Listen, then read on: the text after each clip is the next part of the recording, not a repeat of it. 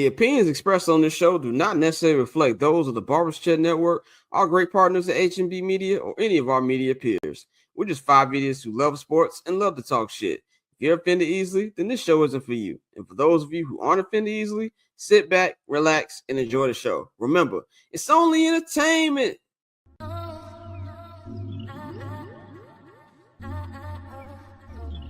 So cool.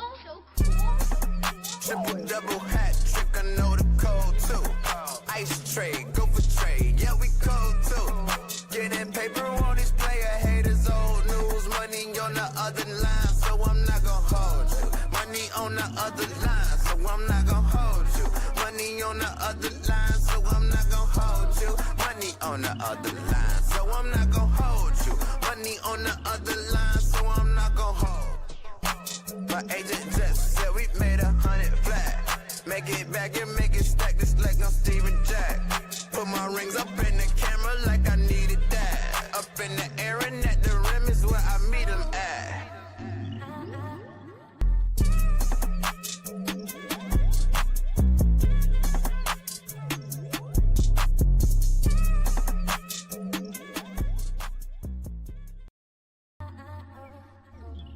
So cool. Triple double hat trick, I know the code too. Ice trade, go for trade, yeah we code too. Getting paper on these player haters, old news, money on the other line, so I'm not gonna hold you. Money on the other line, so I'm not gonna hold you. Money on the other line, so I'm not gonna hold you. Money on the other line, so I'm not gonna.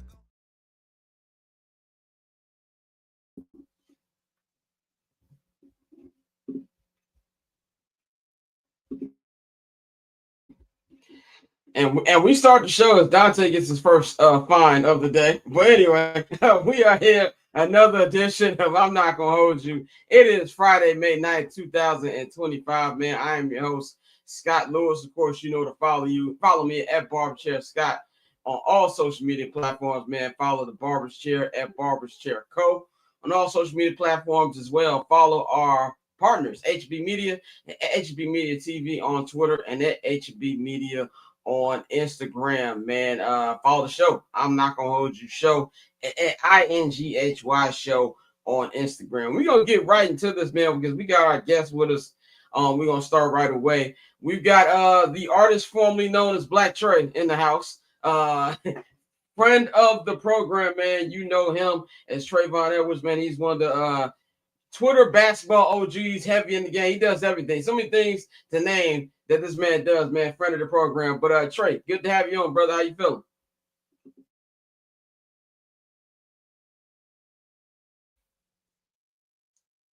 We got Trey. You get me? All right, we gonna see if we can get him back. Feel like we got an audio issue here. But we gonna work this. Let me see. Yeah, we gonna wait for him. Anyway, how y'all niggas feeling? While we wait for him to come back. I'm decent, G. I got a little tied up. I just hit a grand slam. My bad. I apologize. Good to be back in studio with the guys, though. What's up with y'all? No, not at all. I'm on veteran. We working our way up. Oh, okay. We building. Okay. All right. We were talking about on the pregame before we came on here that I'm at my age, I don't care about playing on harder levels. Who am I proving anything to? I want to have a good, non-stressful time. Granted, I haven't played video game in about 7 years, but when I used to, that's what I would do, man. Let's think we got Trey back. Let's see if we can get him back in here. Let's see. Trey, can you hear me? I don't think you can. Trey, you get me? No, I think we're still having technical difficulties here. But anyway, let's see who's in the chat. Shout out everybody in the chat watching the show. We've got a packed show for y'all today, man. We're gonna talk some NBA talk. We're gonna talk some NFL season schedule dropping next week. Bears kicked off rookie mini camp as well today, man. So we're gonna get into all of that in just a moment. Anyway, like I was saying that I don't need to prove anything when it comes to video games because I'm just here for a good time. So I'm with you, Dante, especially baseball games. Like baseball games are a little harder to crack than other games. Nah, I ain't got no time for that one. Yeah, no, Tried 100%, it. It bro. ain't work. Let's Niggas see. start throwing sliders Trey, and can you shit. hear us now?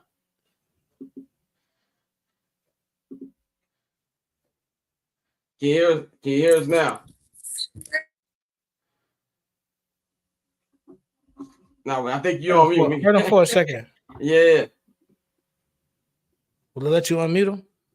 Yeah. I can't hear. It says can't get. He got to mute. You got to unmute Off yourself. to the side like that.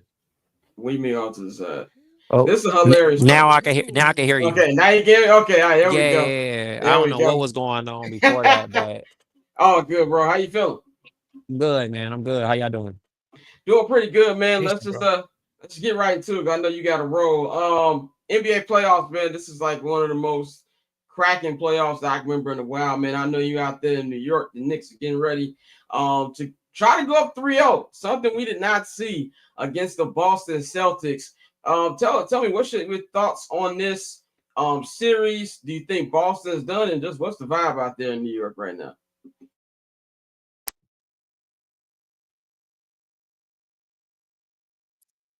You got Knicks fans screaming "sweet 4-0," all this crazy stuff. But I do think that Boston will get a win.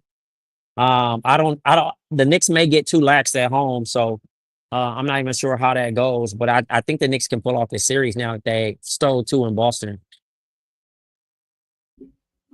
I think for me, I think that the thing is, like you just said, they're going to be nervous about it. But I don't think the Celtics are out of it yet. Like, I don't know if it's because I still just can't compute that the Knicks are up 2-0, and I don't want to live in a world the Knicks going to the NBA Finals. But I feel like if the Celtics can get a game, because it's not like they're having a problem getting leads, they're having a problem keeping it. What do you think has been like the number one issue for Boston with these first two games? Yeah, I mean, you never know when you're really thinking about this whole thing of what's going on. I mean, like I said, it's a great vibe in the city, but at the end of the day, I doubt that the Celtics are going to shoot as bad as they have. And I'm pretty sure they've tightened up overall. I mean, they had Paul Pierce walking through Encino all the way to wherever he had to go, but they'll shoot better and they'll play a much polished game. But shout out to the Knicks figuring it out. Go ahead, man. No, it was just something weird going on with my camera. I have no idea what's going on. Like, am I? No, we can see. We having tech issues today on the show. But go ahead. Yeah, I'm gonna send you a screenshot of how my shit was looking at one point. Okay. But what's up with this Cavs Pacers series? It's definitely not going like a lot of people has expected. Cavaliers got a number of their star players hurt. Is it a foregone conclusion that this series is going to be over very quickly, or do you think the Cavs got enough to pull it, or at least get back in the series? Yeah, I think the Cavs can figure something out, but also the Pacers had an upper hand because the Cavs are banged up. They had this great 64-win regular season, and all of a sudden you're losing guys like Evan Mobley and then DeAndre Hunter off the bench that are like very crucial to their development. Go ahead, Dante. So anyway, we're gonna go to the go ahead. Oh yeah, no, I thought he was finished, bro. Yeah, but no, last but not least, we got OKC in Denver. Now, last series, Denver was really exciting. Now they won a close game in game one, and then game two, they came out and got blown out. Is there a chance that as the champions, they can win this series, or is this really one of those times where the young team is really ready to take that next step? I think the thing is right now that what we're claiming Denver as this championship pedigree, they're not like this elite dynasty. They won one, and obviously the Celtics won last year, so it's kind of old news. They don't have the same roster. They don't have the same guys. They got a young group that are still trying to figure it out. They made a lot of changes, specifically very awkward at the end of the year that no one's ever seen before, and they responded to adversity. But OKC is really damn good, and obviously we've seen that large, disgusting victory that they had the other day, and I think it's going to continue. I mean, they just got happen to get punched in the mouth. You know, Aaron Gordon made a big shot, and that was the result of it. But that's the beauty of the playoffs. Anybody can win at any given night. Now the NBA regular season, not just regular season, but I feel like the product in general has been getting shit on in the media, not just this year, but the last couple of years. But from somebody who I consider myself somebody who don't really lock in with the NBA to like the last 30 games of the season. This has been an exciting playoff. Where would you rank it so far? You think this is like, because it feels like the title's up for grabs. You can sell me on any of these teams having a chance to win this championship. Where would you rank this as far as excitement wise from the last couple of years we've seen with the playoffs? I mean, for me, man, it's top one, bro. I mean, usually teams just bulldoze. They go 16-0. I mean, not 16-0, but like 15-1, 14-2. This is like, you know, like even Laker fans thought they had an easy road, and it just didn't happen that way. And it boils down to coaching. It boils down to availability. The old stars are truly falling apart. You know what I mean? Or being pushed out, and it's a bunch of new guys that are, you know, throwing their head at it. And I think it's always a nasty thing for the league when fans say, "Oh, I ain't gonna watch it because these two teams are involved." Get your hate on, but support the league, man, because you know it's some good basketball right now. Whether you believe in some stars or not, Donovan Mitchell is very good. You know, obviously Jokic and Russell Westbrook and them are still exciting. Shai Gilgeous-Alexander. I mean, the list goes on when you really think about it. So you got to support the league and just be prepared for something new. Most people love dominance, but they also love to hate on dominance, and they don't like things that's new, and you just got to accept it. So when Denver won, that kind of shook everything up, and now we potentially may get a new champion. So I think just embrace it, man, and it's been super fun, man, just watching those teams match up and figure it out. One last question for you. Speaking of new, next year the NBA is going to be returning back to NBC and going to be with Amazon for the first time. They've announced the new cast and crew. You got the old school round ball rock theme song already circulating in all these different commercials. What are you expecting from the coverage? And we talk about new era. You think this is going to be something that's going to help the coverage of the league, which has been a big issue? A lot of people blame Turner and ESPN for. I mean, I kind of look at it like the bar is low, right? Respect to all commentators and journalists and that just cover the sport, but I think there's a mix of humor, there's a mix of analytics, and I think Amazon has invested their money into former players, and then also having a cornerstone in Taylor Rooks, you know what I mean, to amplify it on some professionalism. So, you know, Dirk and Steve Nash being there, I think that's great. You know what I mean? You also get Blake Griffin, who has great humor, man. So, the sky's the limit when you think about that, and I'm excited, man. It doesn't have to be your old you know, broadcast that we had when we were kids. It's just a new version of it. So anything's possible, man. And they're going to continue to load up. So I like it. Put your money where your mouth is. Pause. Definitely, man. Trey, I know you got a roll, man. So we're going to get you up out of here. Is there anything you wanted to plug before you get up out of here? Man, I appreciate it. Yeah, GOAT on iHeart and all other streaming platforms, myself and Seth Curry.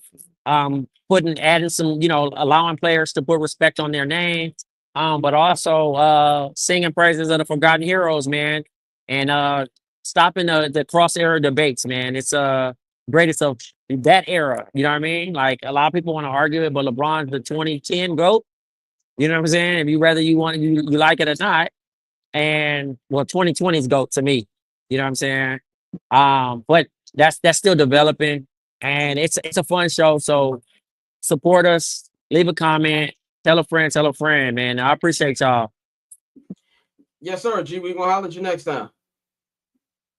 All right, y'all. Yes, sir. We're gonna get back to our NBA coverage, man. We got shout out to Trey for joining us. Bang, I saw the picture you sent in the chat. That's a hilarious picture. Is it back to normal now? Now it's back to normal, but it was weird. I'm like, yo, why got me looking like the Charles Barkley meme? But yeah, shout out to Trey for joining us. Orlando says in the chat, Knicks better win game 3, otherwise it might get spooky for the Knicks. Shout out everybody watching, and anybody who wants to support, leave a super chat. Let's see if we can get a couple of those going on, man. But let's talk about Jason Tatum. because I think it was my fault that I let Jason Tatum off the hook. I was like, oh, he's playing well, he's playing confident, he's not going to be what he was last year, and that shit completely slapped me in the face. Because look at what he's doing now.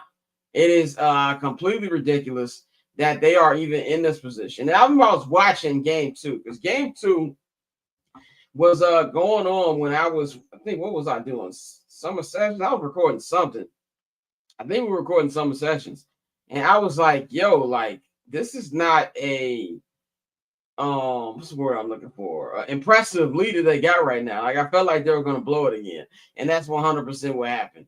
There's so many different ways he plays that annoys me. He has I think what annoys me the most is he has the prototypical basketball body type, pause. You know what I'm saying? He's tall, he can move, he can shoot, but he just does dumb stuff and has the basketball IQ of a child. Like, there was so many times when you saw when he could have went to the basket, he's settling for jump shots, settling for threes. That whole entire team just shoots way too many threes. Like, you shouldn't be missing. You shouldn't be shooting 45, let alone missing 45. Like, that just doesn't make any sense.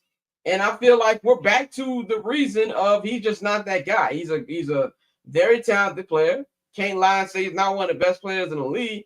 But you see why he didn't win Finals MVP last year. You see why he didn't win Eastern Conference Finals MVP last year. You see why Steve Kerr didn't play him off the bench in the Olympics. You're going to put the fate of America and us trying to get a gold medal on the line with this dude when you got LeBron James, Steph Curry, Kevin Durant, Anthony Edwards on your team? I think not. And I think that just might be who he is. I think Nick Wright said it best. He's the Kobe Bryant of Paul George's. That is exactly who Jason Tatum is. And unless he proves me wrong, and what I mean by that is going into the Garden, playing the way he needs to play, snatching their souls, and taking this 2-0 lead and making it a 2-2 series. That's all I got to say about doing. Don't let them lose the series right now either, because then we're getting into territory where this is the second time you've done this in 3 years of losing home court advantage by losing the first 2 games of the season and losing. It happened to Miami 2 years ago when Miami made their run to the finals that they had no business making. Bang, what's your thoughts on Jason Tatum and what you just think he is overall when it comes to other elite players in the NBA? Man, he ain't beating allegations right now, I'll tell you that much. When you look at the fact that the last 2 games you've seen Jason Tatum in, and the ball was in his hands, pause. It was the last possession was on him. And you look at the fact that on both possessions, Mikal Bridges took the ball right out of his hands. That's not what you see out of superstars. Let's just say that. You don't see that out of superstars, especially 2 games in a row. But the fact that they were up 20 points in both games and lost like that as well, it don't look good. It don't look good for the Celtics to lose in that way. When have we seen a superstar or a superstar level talent in the playoffs where they're the number 1 seed be up 20 points and lose the game? If you are a superstar, and apparently the Boston Celtics supposed to have 2 on there too, but if you are supposed to be the lead dog, you don't supposed to lose like that. Now, granted, their offense leaves a lot to be desired when they're missing on threes and stuff, but also, man, you as the superstar got to tell your coach, this shit ain't working, let's do something else. And that's not happening either. So I know I made a video that I talked about last week that stated that James Harden might be the worst superstar of all time. People that you consider superstars might be the worst. Jason Tatum might be closing in on that. Dante, what's your thoughts on Tatum?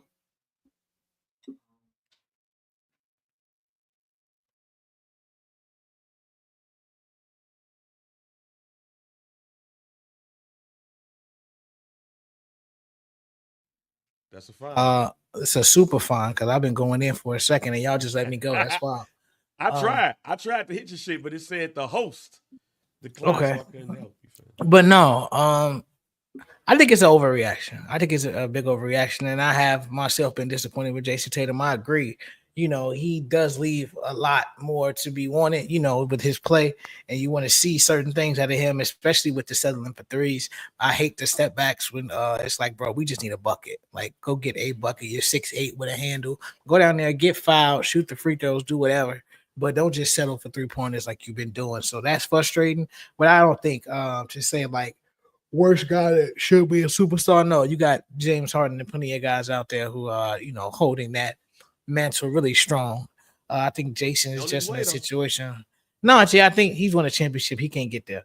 I think Jason's really in a situation where it's just disappointing. It's like, what the fuck are you doing? But like, unlike those other guys, we've seen Jason get to the mountaintop, even though he wasn't, the Finals MVP. So for me, I'm disappointed, but I'm not surprised because we've seen this from Jason Tatum before. It's just another example that he hasn't turned that corner like some people thought he has. Because in these games, like you said, bro, it was the first game that they lost when they blew game one.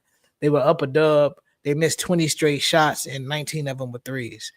At some point, as the star, the guy, you go get a bucket. Like, you drive to the rack, draw a foul, do something. I don't think it makes sense. I know this is how the Celtics play. They average, I think, 51 threes a game or something like that. So, when they miss, that's when they typically lose. They shoot themselves out of games, but they always keep shooting. This is what they've done all season. And so this is also, for me, this was a bigger knock on the coach.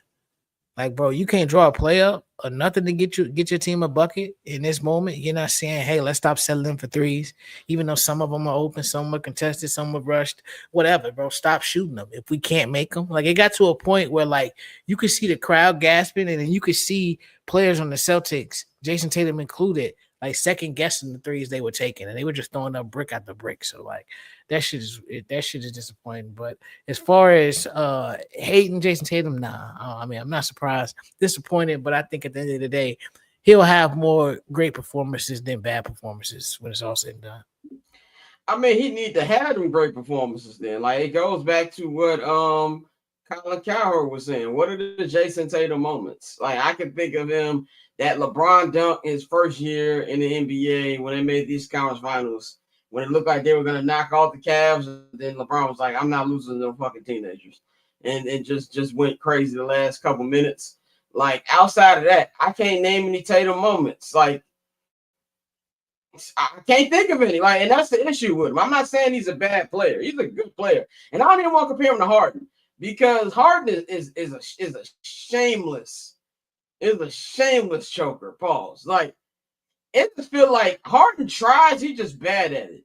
Jason Tatum look like he don't even try sometimes in these situations. Though we got a question here in the chat. Jason Andrews says, if the Celtics lose this series, will their team and championship be seen differently? I.e., they overachieved to take advantage of poor of the league. I don't say last year's championship be looking, because they steamrolled the league last year.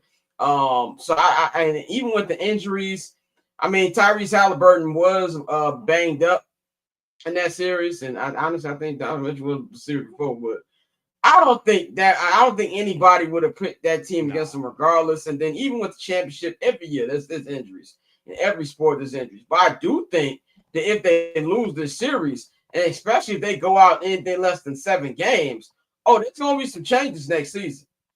They already got new ownership. They're going to be a victim of the second apron very, very soon. So I think there's going to be some change. We already heard the little rumors about bringing KD in, which we've already gone over that. Bang and Pav also thought that KD's not helping anybody at this age. And I believe that he can help some teams. I don't believe the Celtics are one of them. I don't think it's a talent issue with them. I think it's the niggas that they got aren't doing what they need to do. And then also we need to look at Joe Mazzulla, like you said, Dante. What does this nigga really do? I think they brought up the question on Levitar. Is he Doc Rivers Jr.? Because if they lose this series, this will be his second series in 3 years that he had home court advantage against the team that they had no business losing to, and losing the first 2 games at home. Man, that's why I'm going to be interested to see it. I don't even think dude Doc Rivers Jr. I think dude is just, I don't want this to sound as bad as this might sound. But he was just a lucky coach in a lucky situation. Like, Doc can coach. Like, Doc can draw up a play. It might not work, but Doc can do that. I ain't seen shit that Joe Mazzulla has done outside of motivate or look at somebody crazy. But I mean, if you just look at it right now, if you look at everything that you see right now, he's not helping out this team at all. And to go back to the Jason Tatum thing, the reason why I look at this a bit worse than the James Harden situation is the fact of everything that y'all just said.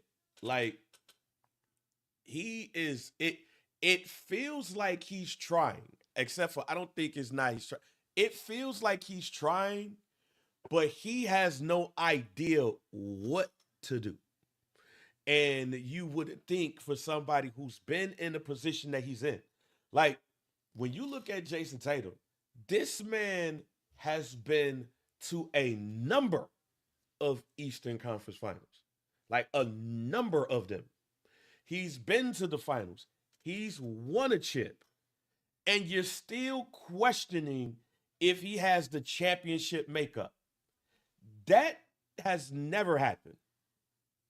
Where you see somebody continuously go to at least the top of the heap in his conference, go to a finals, win one, and then you still see him wet the bed. That's crazy to me. That's why I believe they probably need another coach. Quite honestly, they need a Mike Malone type coach. Because maybe Jason Tatum just needs somebody to do what Dante said that he should do to Deuce. Smack his ass upside the head. But it be in literal, what you would consider championship type moments where you're looking at Jason Tatum and he's lost. He does not know what to do. He's confused. And he needs somebody to hold his hand. And yet, what 5 or 6 in conference championships at this point? That's like that's like using John Elway for an example. That's like John Elway going to all of them Super Bowls, finally winning one, and then come back the next year and still wet the bed. We will look at that crazy. That's why this is just weird to me. Yeah, I mean that's a good point that you give up right there, man. I think that's a perfect segue to the actual team that's actually winning this series. That is the New York Knickerbockers, man. Look, man. My hate watches have been pretty successful this year. I'm able to watch these playoffs pretty much breathing easy because LeBron James and Los Angeles Lakers are out there, and just watching how unpredictable this playoffs has been makes me even happy the Lakers got eliminated. They're not getting any of this playoff luck that's going on. We will rank our teams later remaining who we feel like have the best championship odds, but I really need the Knicks to go. I'm sorry. Like I said when Trey was on, I don't want to live in a world where the Knicks are going to the NBA Finals. And honestly, it has nothing to do with the basketball team. Nothing. The actual basketball team has done nothing to me. There's really hasn't been a rivalry since the 90s. Both teams were bad in the 2000s. In the 2010s, they just never met in the playoffs. So the rivalry, when there was a Knicks Bulls rivalry, I was what? When it ended, the last time they played in the playoffs, I had been 7 years old. It was like in '97 when they made the first round and the Bulls got them up out of here. I was like 7 to 8 years old, and so I was actually 9. I'm old. I was 9 the last time they played in the playoffs. So it's like whatever. But their fans are just like, I respect it. I respect it that they love their team. We're Bears fans. We get excited when this team, looks good in a training camp practice. We start playing in the parade. So from that perspective, I understand where they're coming from. But we don't need New York Knicks fans in the NBA Finals. We just don't need it. But at the same time, I don't like the Boston Celtics either. I've never liked the Boston Celtics. Like when I was growing up, I looked at Celtics the same way I used to look at Duke. White boys on that team. Like it's a white ass team. Now, granted, it's been a lot of niggas on that team. Like Paul Pierce, Antoine Walker. Then we all know the big three was like black people's favorite team at the time. I remember I was the only nigga rooting for Kobe in the finals. And now you got what they've got right now. But I don't like Boston either. But if I take the lesser of two evils, I'd rather see the Knicks lose. Having said all of that, I don't even think the Knicks are really playing well. Which is, if you're a Celtic player, if you're a Celtic coach, especially if you're a Celtic fan, you should be annoyed about. There should be a 2-0 series. Like, honestly, this should be a 2-0 series right now heading to New York. But they just find a way to stick around, and let the Celtics make mistakes, which is usually what Celtics do to other teams. Is let them make mistake, which is what usually what championship teams do. Championship teams stay around and wait for you to mess up. And then when you mess up, they'll capitalize. That's what the Knicks have been doing. Now, this is why game 3 is so important to me. Because now you're the favorite. And the money line is moving in Vegas. Everybody's expecting you now to close this series out. This is the most important game in Madison Square Garden history in at least a quarter of a century. And if you go back to 1999, they got washed by the Spurs. So it's not like that was a close series either.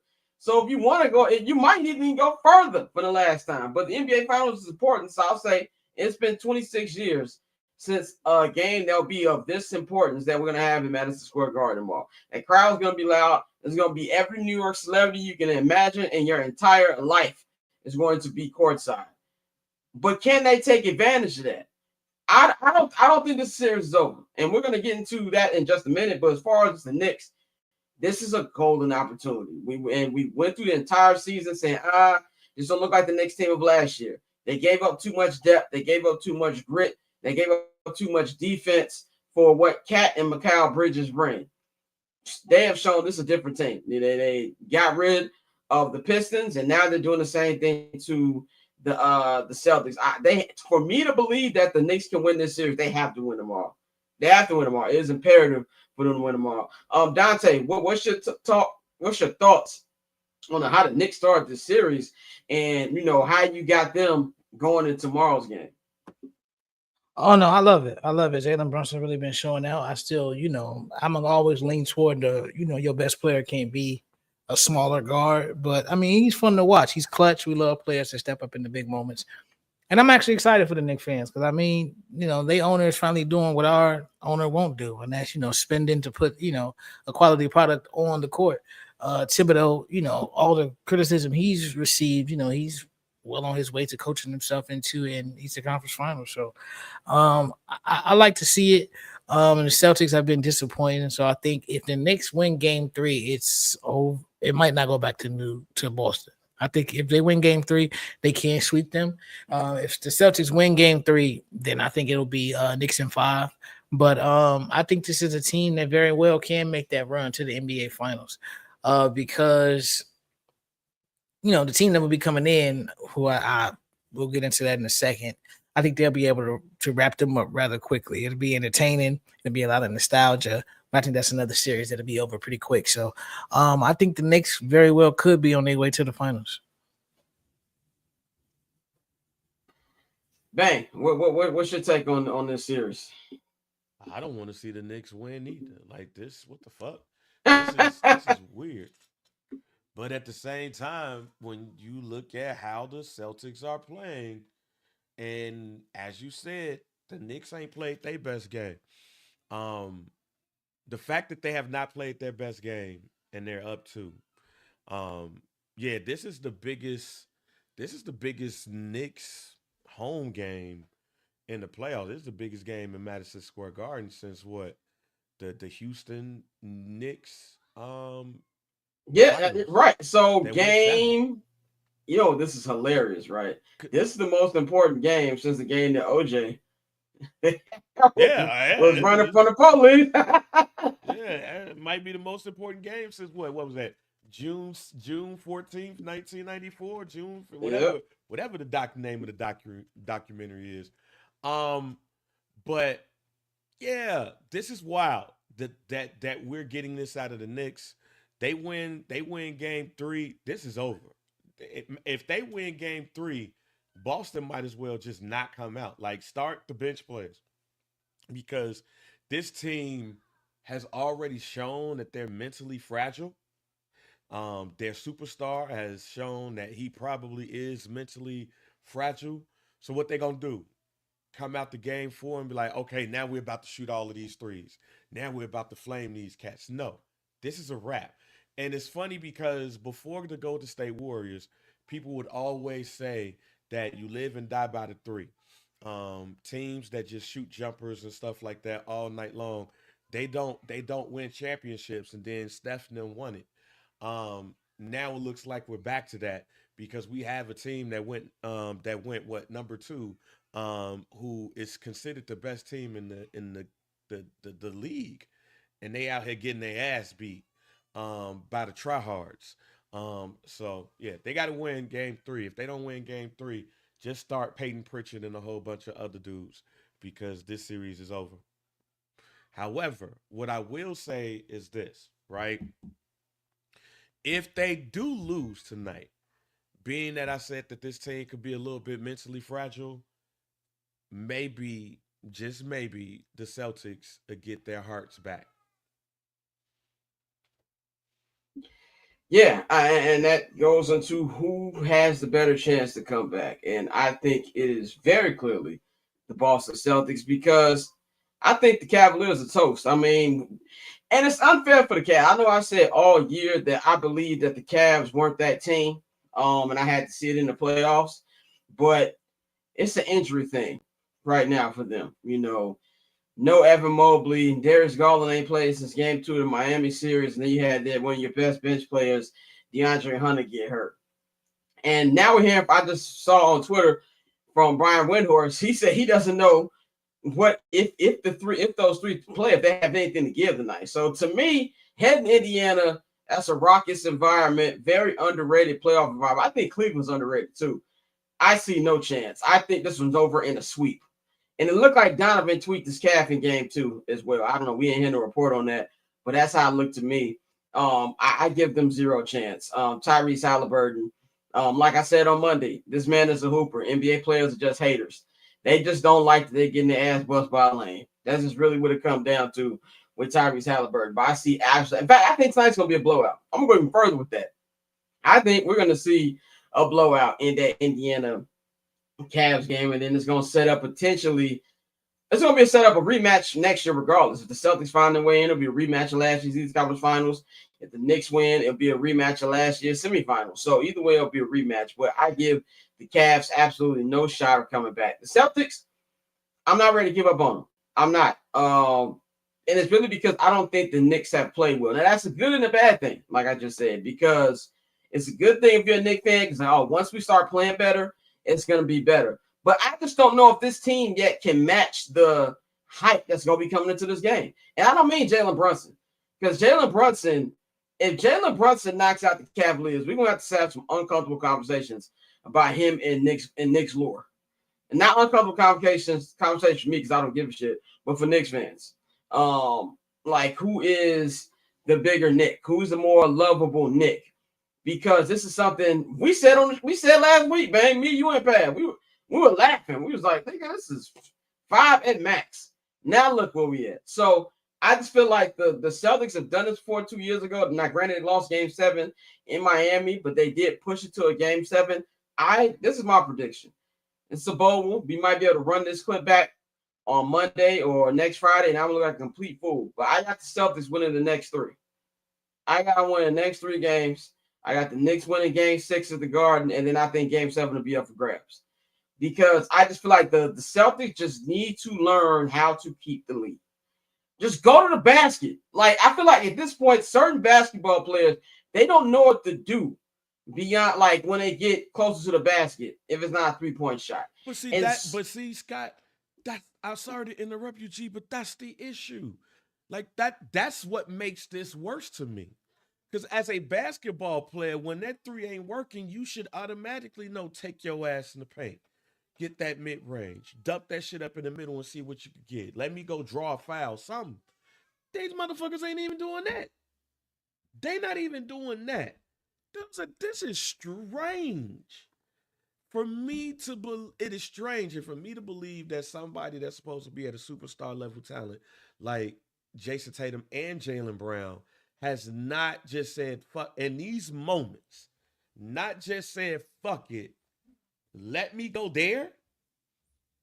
That is the strangest thing that I've seen in basketball in quite some time, where two superstar level talents has not said, "Fuck it, let me just take this game over." Like It's like literally, it's like they this move is let like me take this game overtime. they move like they're gonna get electrocuted if they go past the free throw line. Like it's asinine to me. And Jaylen Brown, and Jaylen Brown beginning we letting Jaylen off the hook because Jason Tatum is the obvious nigga to make fun of. Jaylen Brown, you cut your hair off and you lost your powers. You know what I'm saying? You lost your powers when you cut your braids off. Should have kept them. I don't know what's going on, Kristaps Porzingis. The Celtics don't know what's going on. Kristaps don't know what's going on. The doctors don't know what's going on. But it's some type of sickness he has that he had early in the season that is not allowing him to be at full strength. You're not getting help from the bench.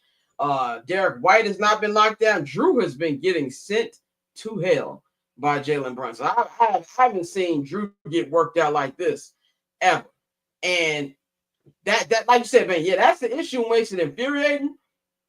But I just feel like it's to the point right now that even if it's a 25-point lead in like the third quarter tomorrow, like niggas gonna be like, oh no, we watching the rest of this game.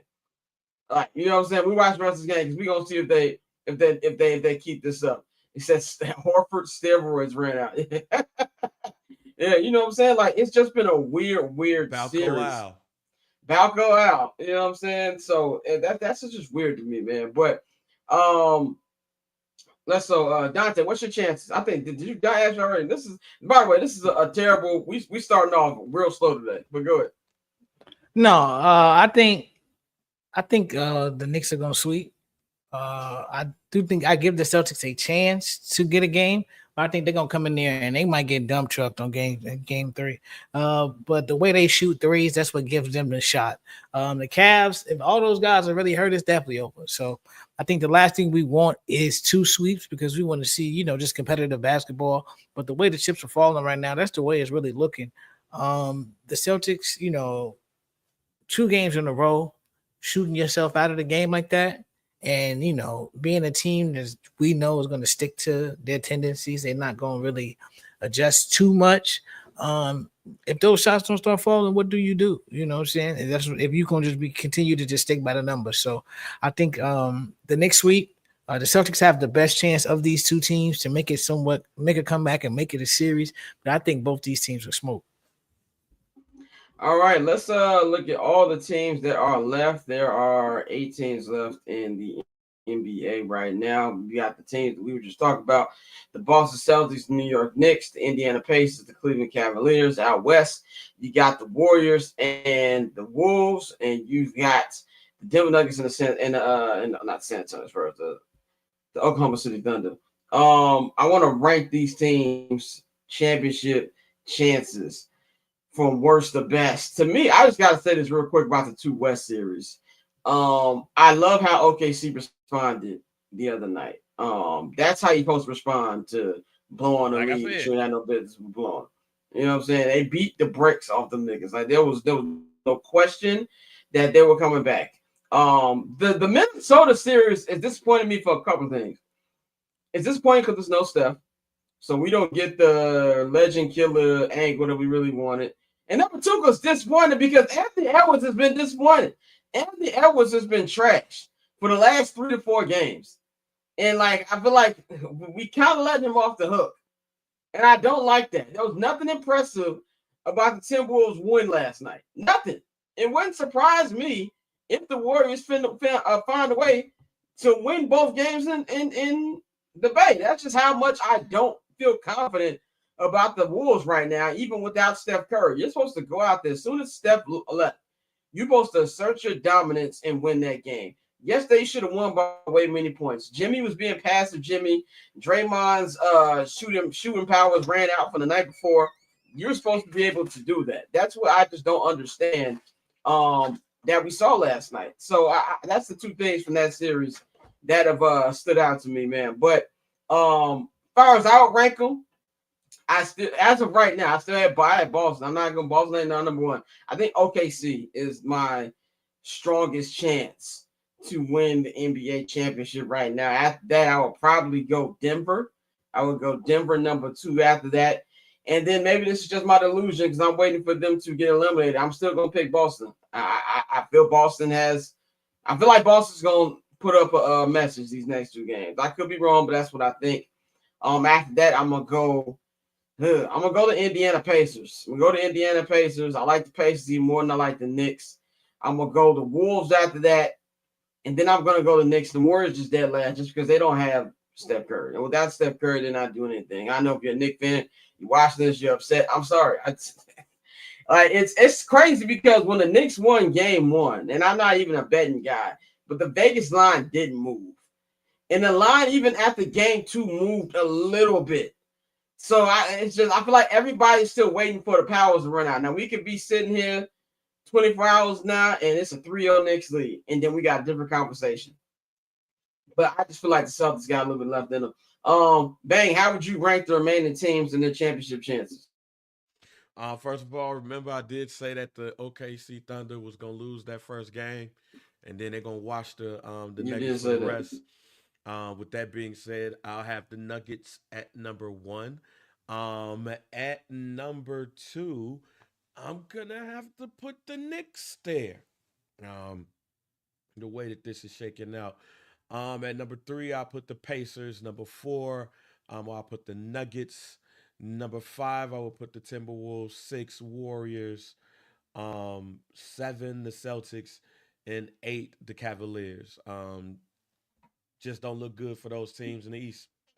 I hella didn't even rank the Cavaliers, but yeah, I got the Cavaliers under the Warriors.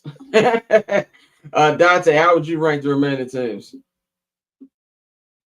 I got Cleveland dead last. I probably got the Warriors right after Cleveland. Let me see who else we got here. Denver, they the champs, but I really don't like their chances no more. They were the champs 2 years ago.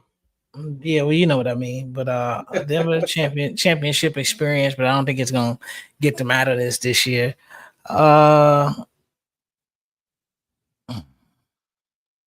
Celtics. I'm gonna go Celtics. I'm gonna go Pacers. I'm gonna go Knicks. I think right now the Knicks are the hottest team. They're playing the best basketball, and they're closing games, and that's what's important. And if Karl Anthony Towns ever wakes the fuck up, they could really start smacking some people. So I got the Knicks right now. Cat is going back to doing some cat shit. I have not given a goofy mog of the week in a minute, but I gotta give one to this guy, man. Draymond, dog. Dre, what are we doing? Did y'all see his comment yesterday after the game? Yeah.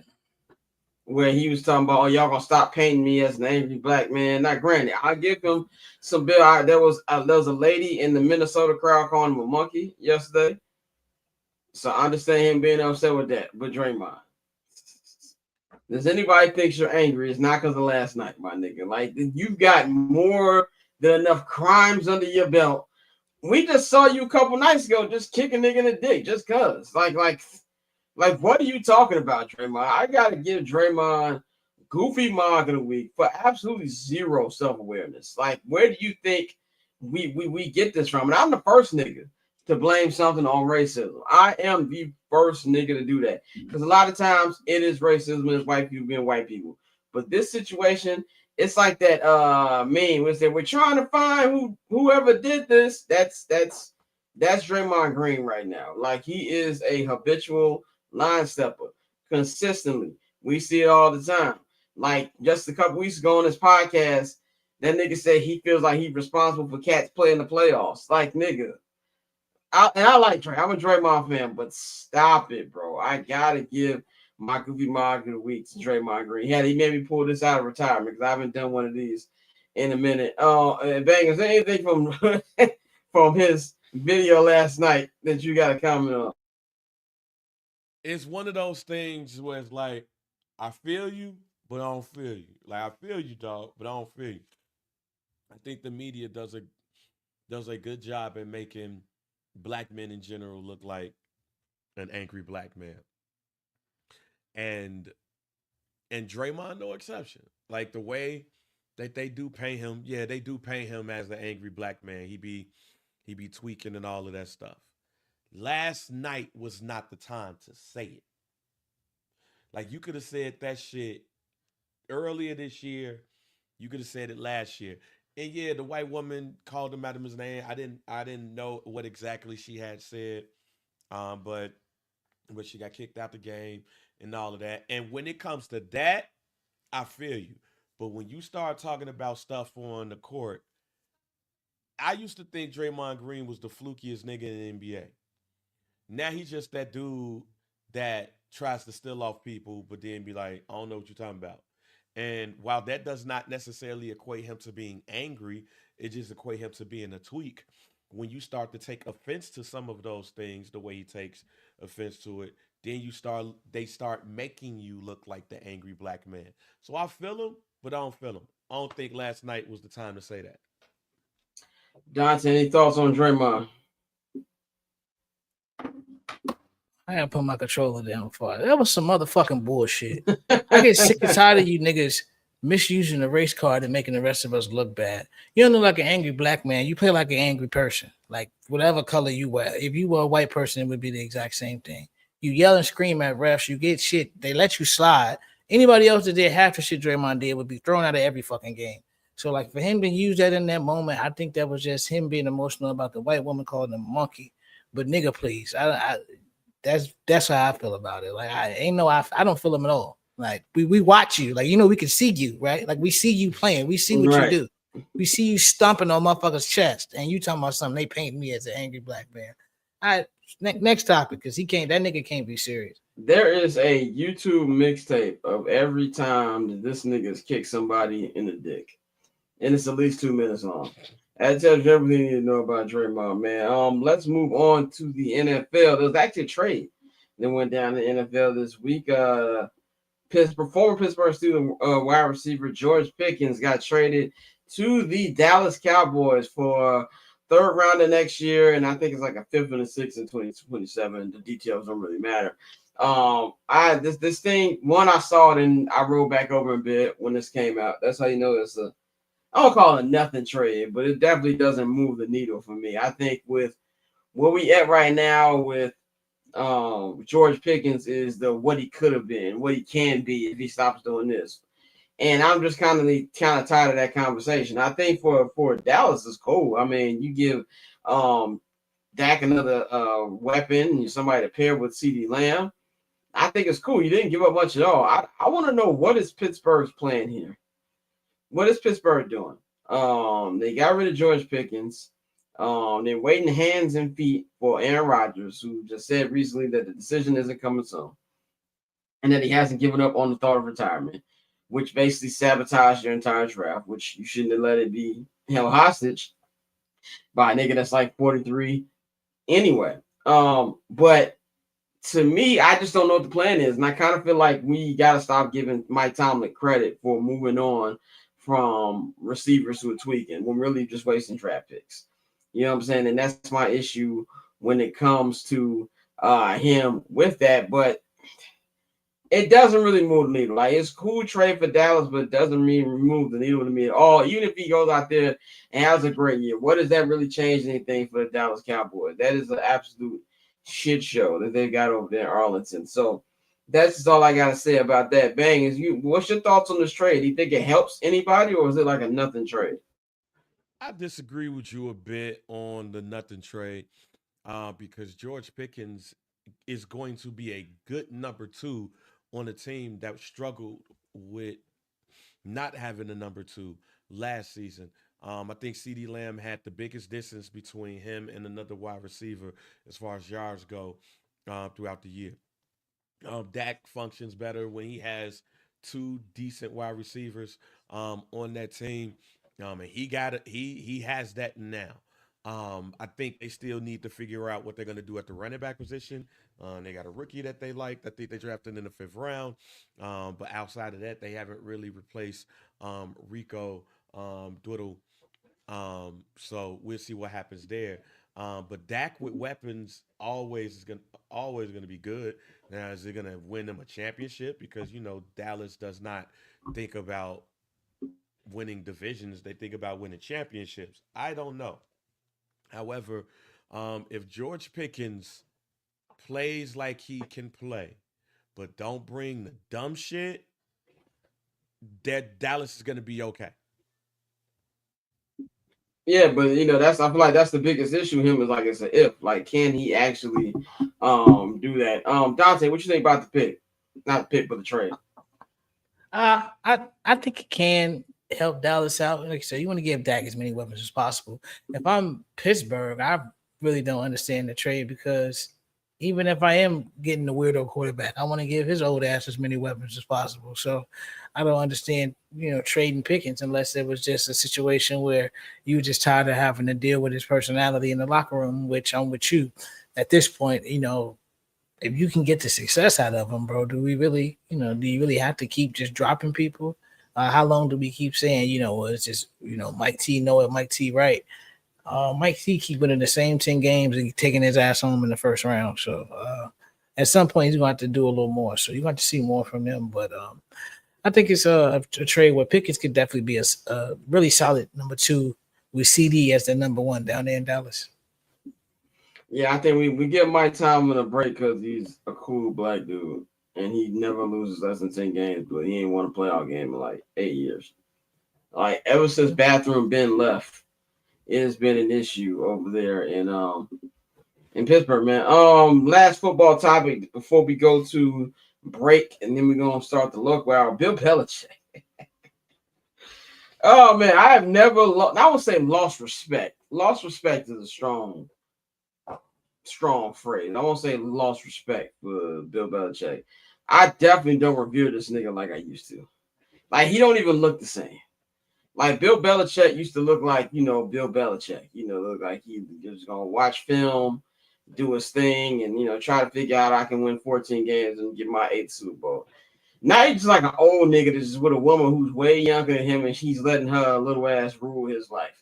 So this is what the report that came out yesterday. Well, it came out this morning, but it was on Pablo Torre's podcast. It's on Dan Le Batard's network, and it's an interesting podcast. I forgot the name of it, but basically they look up random stuff and find out the truth behind things. So allegedly, Bill Belichick's 24-year-old girlfriend, Jordan Hudson, who had just been graduating from college, if she was actually in there, which is crazy. She was banned from all UNC facilities, games, wherever they want nowhere near.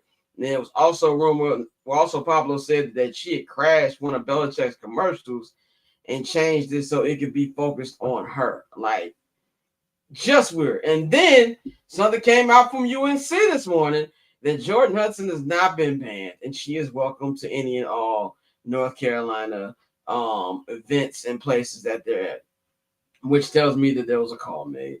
I don't really much know what to say for Bill Belichick for a hoodie. I think he getting them some young pussy right now. He's really, really enjoying it. And he's just gonna let her do whatever. But he's looking really, really nuts.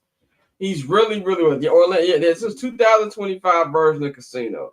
No, this looks like a reverse version of ain't a reverse version, same version. This is Anna Nicole Smith. That's and a super dead nigga she was dating. Like that nigga looked like he was embalmed, bro. And she was just waiting for the money to hit. Dante, what's your take on this? Like, and do you look at Bill Belichick any differently? Yes and no. I mean, like I said last week, I feel like this is just another example of an old man who's caught up with his escort publicly. I think that's what this is. No disrespect to the woman, but whether it's a cash grab or not, that's on him and his family. At this point, we've seen enough old heads go through this. This is something that's not new. Like, even all jokes aside, scamming old niggas is nothing new. It's one of the oldest professions in America. And so it's something that we've seen a lot. And if Bill has fallen into this and his kids know about it, ain't nothing we could do about it. So I think it's a situation where for UNC right now, they're just trying to cover their ass for the sake of the reputation of the school. It's easy, to try to just write her off. But at the same time, you've dedicated this contract to Bill Belichick. So for the time being, you have to deal with Mr. Belichick and everything that comes with him. And she is a part of that because, from all we've seen, he looked like he's not going nowhere. So I wouldn't say I don't look at him the same. He's still a great football coach. But, I mean, it's just kind of it's corny. Like, it's more of what I always say. Like, why do I know this? Why y'all telling me about this old-ass man? and it's this young woman that he's dating. I really don't care. Yeah, I also want to say too, for people who, and this might piss some people off in my bang voice, but I also feel like I don't really care about the age thing. She is an adult. She's an adult. She's been able to drink for about 4 years now. Okay, like and from that perspective, I do not care. He's 50 years old, but look, man, we can have what's her name, Tracy Ross, and we can have Joy Taylor come out here and say they want young niggas, and there's no problem. But when it's the shoes the other foot, now we got to call this nigga an ass nigga. Hey, man, she in the dope, bro. From that perspective, I don't care. From the look perspective, North Carolina better win this year, nigga. Or we just gonna be all talking about Shorty on all the time. That's it. I think the most embarrassed parties here are North Carolina and his children. Like those probably the most. And maybe even his ex-wife. His ex-wife might be laughing low key, but that's just how I feel about the situation. Bang, what's your thoughts on Belichick? Man, he an old nigga that's getting his dick wet. And this what happens when you're an old nigga to get his dick wet. Look, every relationship can't be Nick Saban and Miss Terry, y'all. Every relationship can't be that. All right, man. And I said it before. Y'all saw that picture of Bill Belichick and the wife beater outside the chick house. You know what I'm saying? Yeah. Looking through the screen door. Bill Belichick has probably been a nasty nigga all his life, but as he get older, he gets a divorce and everything. He like, man, I just need something out here. And as Dante put it, he fell in love with his escort. She did something, she twisted something right in order for Bill Belichick to sign over everything. You know what I'm saying? Belichick Enterprises. Where she say she the publisher, CEO. If it's true about the whole commercial thing, like look at it like this. He didn't even feel a way that Shorty came on the set with a polka dot bikini. Like, look at me, I want to be in this commercial. If that didn't happen, then when you like, instead of him saying like, yo, Shorty, you know you my girl, stop starting off like this. Like, what you doing? This ain't the place for that. If he was cool with that, sorry, y'all. Man, Bill Belichick gone. Let that man get his old joints rubbed on in peace, man. How Bill got his groove back. It's gonna be the name of the spinoff movie that's coming. This ain't how Hoodie got his groove back. Nah, this is Disorderlies, Jack. This is Disorderlies. This is Cocoon, fam. This is Cocoon, G. Just name an old ass movie where the old dude gets some young joint. This is Rodney Dangerfield back to school. Like this is Bill Belichick. Like, look, I'm gonna coach these young folks. I got my young thing with me. I ain't got shit to do. I'm bored, but I just want to get my coaching stuff off. I don't even think Bill Belichick care about North Carolina Tar Heels. He's just bored and he gonna get him some ass while he there. That's it. I do think. Do you think this would have played differently if you got hired by an NFL team? Yes, but he really don't give a shit. I think that's what people want to say, but they will not say. Bill Belichick don't give a shit. But if his son could get the job after he done, that's cool too. That's why Jordan is there. Jordan is there because dude don't give a shit. He's in a college town. He's bored. Just come on here and slide down here with me. And she like, I bet. But we're going to have to do things like, I want to be involved. I bet. I don't give a shit. Bill Belichick do not give a damn about the North Carolina Tar Heels. And the Tar Heels know it too. And the media know it too. His confidants know it too. They just not going to say it on TV. It makes a lot of sense. That's it for the first hour. We're going to take a quick 1 minute break. On the other side is the local hour. We're going to talk a little bit about Chicago Bears. The Bears started rookie mini camp today. I was not there today. I was supposed to be today, but I will be there tomorrow. Taking it in. So got some reports from there. We're going to be talking about Chicago got a Pope. And is this the biggest Pope reveal ever? And then we're going to talk about some primetime schedule predictions. Schedule's going to be dropping all next week. And then also later on in the hour, me and Dante going to talk about the week for the Cubs and how they've been looking, man. So we'll be right back in 1 minute. I'm not going to hold you.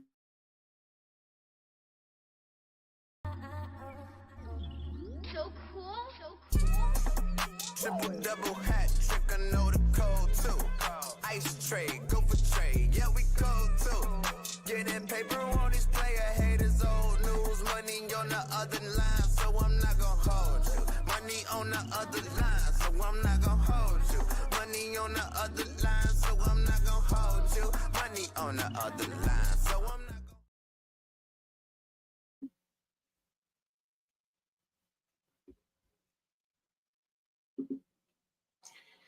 And we are back here on I'm Not Gonna Hold You. It's your boy Scott, Dante, and Bang here, and we're kicking it off with the local hour, man. It is the local hour. There we go. Local hour sponsored by Sockman on 87th. Man, we had the Pope reveal yesterday, which I feel Chicago Twitter really went crazy about. I've never seen a reveal like that. The White Sox got their only win of the season that they're gonna get by revealing that he is a White Sox fan after the Cubs made this whole big old reveal and things like that. This nigga was posted in the cut at the 2005 World Series back when we were kings, back when life made sense. That's when he was over there, man. I saw a lot of great memes and things like that. Now we're gonna really test this. God is with Chicago theory on Monday, because y'all know what Monday is, right? Y'all know what Monday. Monday is the NBA. Oh, the draft lottery. Yeah. The Monday is the draft lottery. The Chicago Bulls have a 1.7% chance of winning the draft lottery. Now, a reasonable nigga like myself expect him to get some fuck off pick like 8 or 9. But if he gets one, we really might be God's country, people.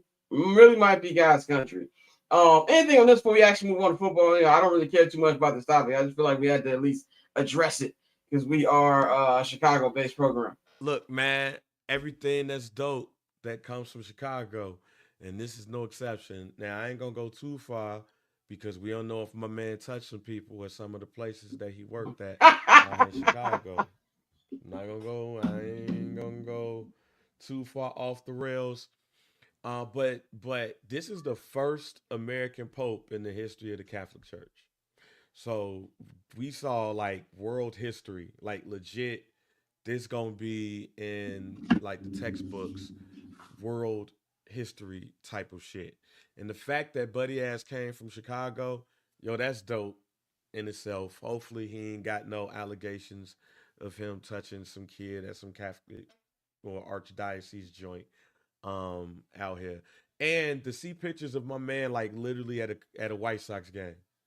Like this is probably when you look at world history type shit, Chicago has been a part of 2 world history type situations, like literally, which is Barack Obama becoming president of the United States in this. So it is dope to see. And hopefully he could talk to the man upstairs and say, look, we need to go ahead and make Chicago a sports powerhouse again. I need my White Sox to go ahead and do it up. Can you throw a little bit of love our way? Yeah, you're gonna need prayer, Hail Marys, nigga. I'm not gonna say Angels in the outfield this shit, fam. Look, if we start watching the White Sox and they go on a winning streak, it's Angels in the outfield. Angels in the outfield. Great American 90s flick. My man was in the outfield doing this. That's good. Nigga say Angels in the outfield. We need a goddamn sniper in the bleachers, motherfucker. That's what we need. See, I didn't want to allude to that, but that's where I was gonna go. Diego in the chat says, if the Bears go to the Super Bowl, all the BDs and GDs will put switches down and we will grab hands in the street saying "Go Bears." That's actually true. That's actually true. Harold's in the outfield. Let's talk about the Bears, man. Today the Bears kicked off rookie minicamp at Hallis Hall, man. I call these not the dog days, but the try to make something out of nothing days, because we're trying to find anything that's football content to talk about. But minicamp is there. Colston Loveland is one of a couple rookies who have signed his rookie contract, so it won't be a big, long, drawn-out process like it was last season with Roma Dunze and Caleb Williams. But everything we heard today, Ben Johnson spoke, Colston Loveland spoke. Who's my man? Ozzy, the offensive lineman, he spoke. Luther Burden spoke. Now, Luther Burden said something where I feel like this has been a long-running conversation in sports media and the internet, I said the last week, since Phil Simms and Lawrence Taylor told Abdul Carter, sit your young ass down somewhere, is the retiring of the jerseys. And Luther Burden is too good of a wide receiver to be wearing a nasty number like 87. And he said the only reason he's wearing it because all the good numbers have been taken. Dante, I want to go to you first. Do you have a problem with jerseys being retired in the NFL? It depends on the team. I think with us, obviously, because we don't have a ring of honor, that's why so many of the numbers were retired. But I think it gets to a point when you are a team like the Bears, when you have 100 years of history, it might be time to pick a certain starting point and unretire some of those numbers. Some of them people from the 40s and 50s, respectfully, get that shit out of here. Like it's time, to put those numbers back out there and create a new, legacy with those numbers. The only numbers, in my opinion, that should really be off limits. I know everybody wants to say every single Hall of Famer. I don't agree with that. But obviously the Gale Sayers, the Buckets, the Singletary, Urlacher, those guys. I think you retire those numbers. Sweetness, of course. Mongo. Certain numbers. You definitely retire, but I think overall, it's time for certain things. You let them rock. Let them rock. Let's get a new chapter in that number. Obviously, they had the situation with Abdul Carter, and I think he was wild and asking for two of the greatest players in franchise history number. Shit like that is off limits. Yeah, I think asking for those type of guys, asking for their number is crazy. But those guys, from like I said, pick a certain year and go back and let's put a new chapter on those numbers and bring those numbers back out. Hey, Dante, Scott, I call bullshit. Here's why. The only number in the 80s that's retired is Mike Dicker with 89. Here are the retired numbers for the Chicago Bears. 3, Bronco Nagurski. 5, George McAfee. 7, George Hallis. 28, Willie Gilmore. 34, Sweetness. 40, Gale Sayers. 41, Brian Piccolo. 42, Sid Luckman. 51, Dick Buckets. 56, 61, and 66. I don't know. They ain't got no name by the numbers. Number 77, Red Grange. What the fuck? Just pick a number, nigga. Maybe somebody else just got your number. Somebody I thought it was way more retired jerseys than that. No, just somebody else got that goddamn number. Nobody told your ass to pick 87 unless the other numbers was taken by other niggas on the team and they ain't want to give you the shit. DN, you ain't want to pick no number in the teens, my nigga. You picked 87. So go rock out with 87. Go make 87 great again. The only two niggas that I can remember wearing 87 is Emery Moorhead, former tight end, and fucking Tom Waddle. So go do that shit. I don't give a shit about this is Musa Muhammad Erasure. Yeah, oh yeah, and Musa Muhammad too. Like, fuck him. I don't have a major deal with retired jerseys, even though I would rather have a ring of honor. But I'm also a nigga that's like, go make a number great, man. Like the worst number for a superstar is KD's 35. Like that's a number that you barely even want to have in football, and that's a football number. But if KD was so good, would they be like, yo, retire this nigga number all across? Nobody would give a shit because it's 35. Don't nobody want to wear that shit. Thank you. But like numbers like 21, like 21 is my favorite jersey number, followed by 45. And I rocked 45 while I was playing football myself. Go make a number great, fam. But as far as the retired numbers for the Bears, that nigga could have picked any motherfucking number that another nigga didn't have. So he didn't. So go rock out with 87, my nigga. I think he wanted like Tyler Scott or Case Keenum or Tyson Bagent number. It was like, nigga, you get that shit with Tyler Scott gets cut. Right, exactly. Because that nigga will get cut. I can guarantee that. That nigga will get cut. But yeah, Ben talked today. I'm still in the wow, nigga. Ben Johnson's our coach phase because like it don't hit till you see him in coach gear. Like seeing a nigga in a suit is one thing, walking around and Hi, like, no, nigga, we starting to see Psycho Ben slowly coming out. He was like, yeah, we can't really get into what I want to do because of league rules. I was like, huh, okay. What do you want to do? And he was like, but it's been good. Just get the guys go out there and touch the grass and things like that. It was really interesting to me that Ozzy, that's his name, right? I need to get this young man's name right. The offensive tackle they draft. Ozzy. He was a left tackle all day today. All day he was a left tackle. So that's interesting little nugget right there. Looks like he's gonna have a legit shot to get it done. We all know that Braxton Jones, he's gonna be not ready until training camp. So I believe that's gonna be a legit battle there. Colston Loveland is still recovering. They're hoping to have him rocking and ready to go by training camp. But it's just been good to see the rookies out there, and the vets have been there the last couple of days as well. Is there anything that you guys are looking for from rookie camp? I know this is a funny question because it's rookie camp and there's not really much to look for, but Dante, is there anything that you're going to be looking for, news-wise from rookie camp? Stay healthy. That's it. I don't give a fuck about nothing else. Stay healthy. That's it.